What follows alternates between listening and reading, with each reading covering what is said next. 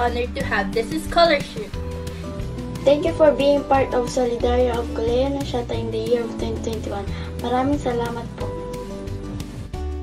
Thank you to the Anunciata Solidarya Foundation for choosing me as one of your scholars.